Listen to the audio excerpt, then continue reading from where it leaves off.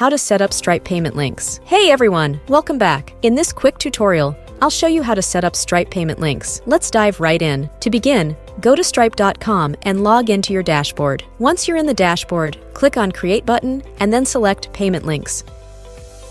You'll need to select the payment type. You have a few options: products or subscriptions. Subscriptions, customer chooses what to pay. For this example, let's go with customer chooses what to pay. You can use any title you like. For this demonstration, I'll use test. Next, provide a description and upload an image. The image will be displayed on your invoice. Choose the currency for your payment link. I'll select USD, US dollar in this case. Click on the Advanced option, which allows you to either add a button or customize the existing button at the bottom. You'll notice that we currently have the Pay option, but you can change it to suit your preferences. If you wish to include custom fields, you can do so as well. Additionally, there's the option to collect customer addresses or require customers to provide a phone number. These settings can be configured here. In the preview, you can see the payment link with the specified amount. The name is displayed, and the customer can enter the desired amount. This feature is particularly useful for donations, where customers can choose the amount they want to contribute. Alternatively, you can set a specific amount for them to pay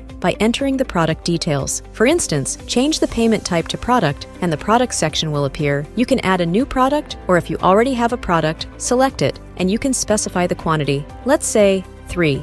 This will create a payment link with a fixed amount, such as $250 for each, which the customer will be required to pay. Next, your customers will need to provide their email, card information, cardholder's name, country, and region. Afterward, they should click on either Subscribe or Pay to initiate the payment process. Now, click on Create Link, and a unique Stripe payment link will be generated.